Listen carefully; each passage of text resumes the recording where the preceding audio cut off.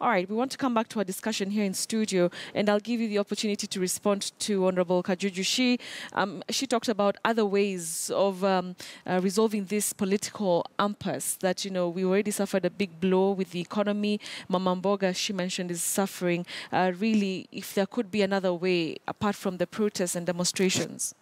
Before I answer that, let me clarify on a point which Honorable Kajuju made about the annulled presidential elections of 8th August. It was in favor of Raila, but it was not a favor.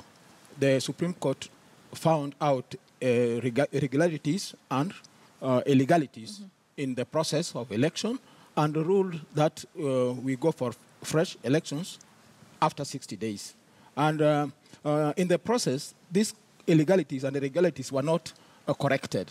So that is why Honorable Raila pulled out of the election, because there was no need of going for the same election, which will be flawed and annulled again at the Supreme Court, wasting time and resources of Kenyans.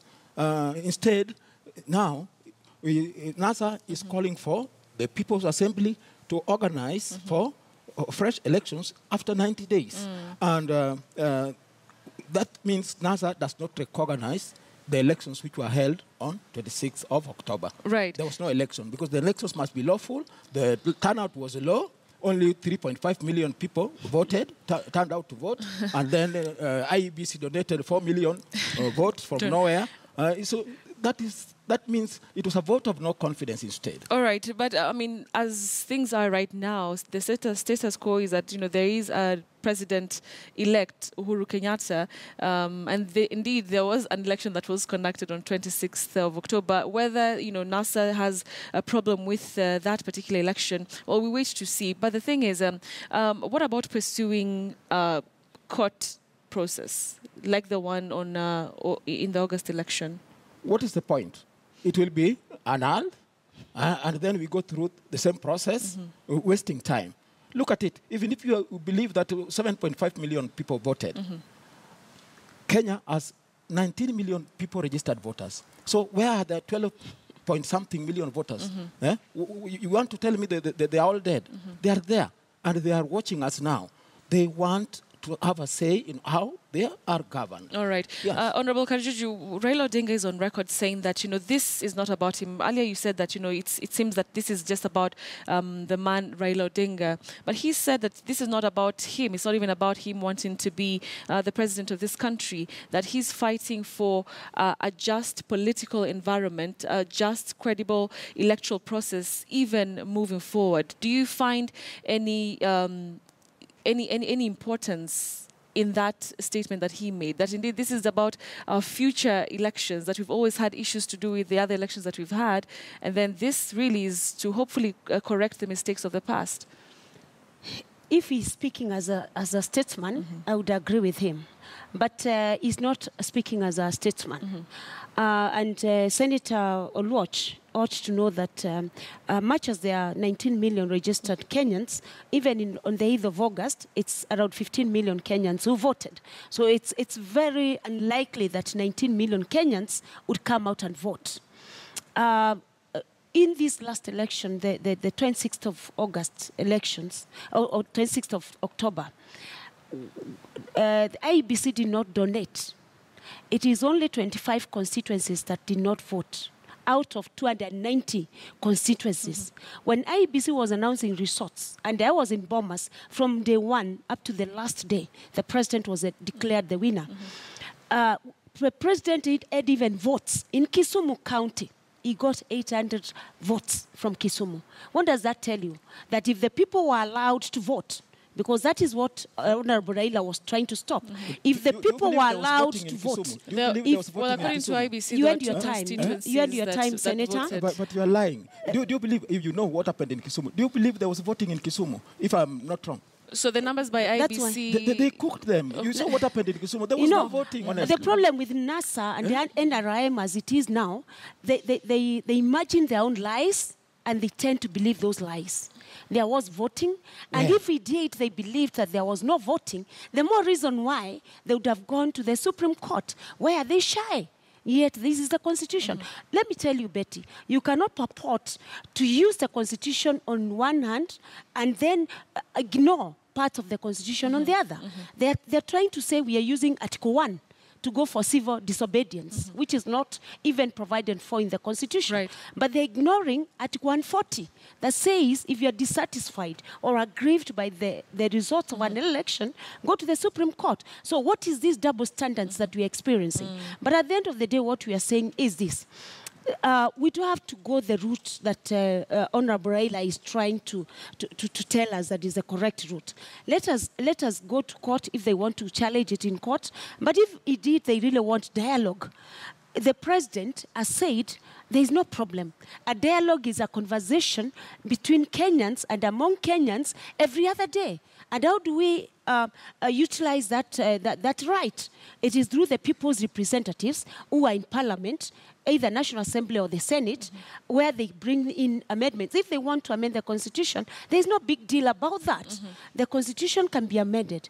But in the first place, let us respect what the Constitution says as at now. So let us not worry about the People's Assembly. If they have the People's Assembly and they make resolutions, I don't know from where will they take them?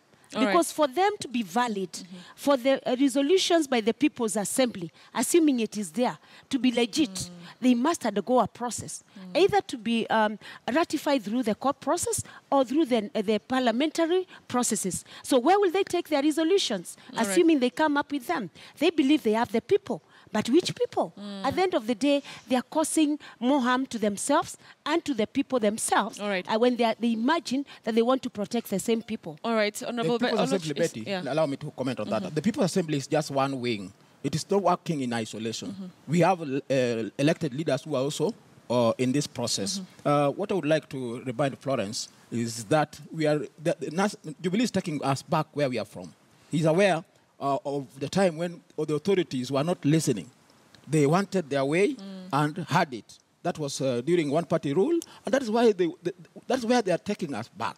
It is a very bad trend that should not be allowed. They should be aware that this country belongs to all of us, not for two communities only. Yeah. All right.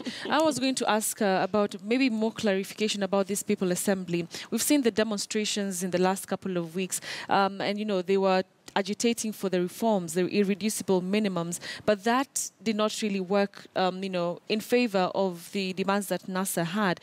What is it that is going to happen differently with all this, the protests that we are promised? It was like that before we had multi-party rule.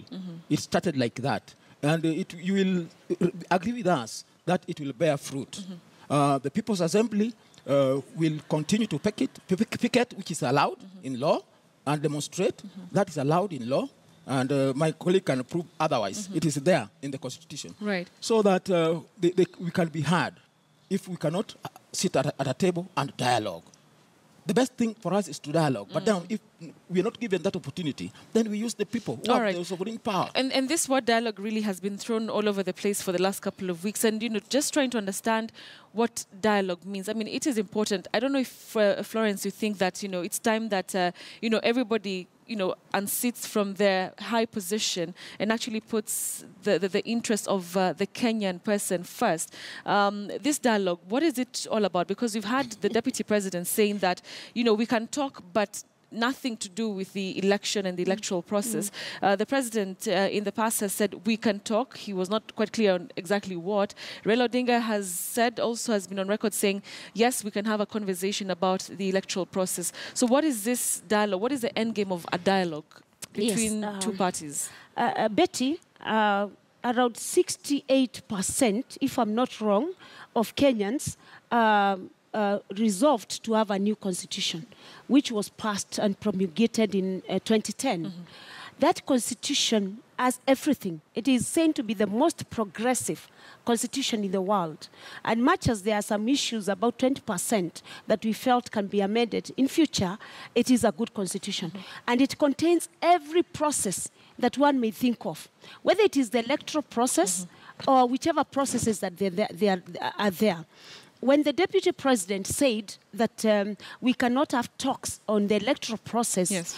What he meant was that everything is set out in the constitution. That if elections are annulled, if the results of an election are annulled, as they were on the 8th of August, and the judgment was read on 1st of September, then there is another process. Within 60 days, conduct a fresh election. That has actually happened. If you're still dissatisfied with that decision, go back to the court, and the court is going to decide whether we can have another election or not. That is what he meant. Because then we can't go outside the constitution and purport or demand, as Honorable Raila is doing, that we must have another election in 90 days. Where is he getting that from? He must be able to tell us what article in the Constitution is referring to when he talks about 90 days. What responsibility do you think Uhuru Kenyatta has to bring this country together? Because as it is, the truth is, it is a divided nation. The president is a symbol of national unity. At the moment the president is sworn in, as per the Constitution, now he has a duty. And that duty is to ensure that he speaks to every Kenyan. He cannot just speak Raila. Raila does not represent Kenyans. He's just an individual. And he has a duty, the president has a duty to speak to Kenyans. People are talking about an inclusive government. And my friend senator has just said we cannot have a government of two communities. But when you look at the cabinet of President Kenyatta, it has everybody. It has all tribes. So what the president should do is to be able to sit down with the people of Kenya, not an individual, because an individual does not represent Kenyans. But he enjoys massive support across the country. That's the truth. The president enjoys. And if he enjoys that kind of support, then he has a duty as a symbol of national unity to promote the core values that and Article 10 of the Constitution. So that now all Kenyans are able to be brought on board. But it doesn't mean that the president that power cannot be exercised by any other institution. There are three arms of government. We have parliament, we have the judiciary, we have the executive. So even parliament has a duty to ensure that all these processes are met, because they are also the people's representatives. Okay. Let me say that the problem is not Honorable Raila Odinga. Honorable Raila Odinga has played a big role in actually bringing change and reforms in this country. Even the new constitution that Florence is talking about, he played a major role in ensuring that we had a new constitution. So the only time we have had a free and fair election was 2002. 2007, we had problems. 2013, we had problems. 2017, the same thing. So what NASA and Honorable Raila Odinga is talking about is a situation where whenever we have elections, we have a peaceful country, a stable country. That's when we can be stable. That's when the economy can grow. But not that whenever we have elections, we have problems. At the same time, there is actually need for dialogue. There's need for talk. NCCK talked about introducing the post of Prime Minister. Yes. And we'll be coming to that shortly, yes. That one is actually to treat a symptom of a disease.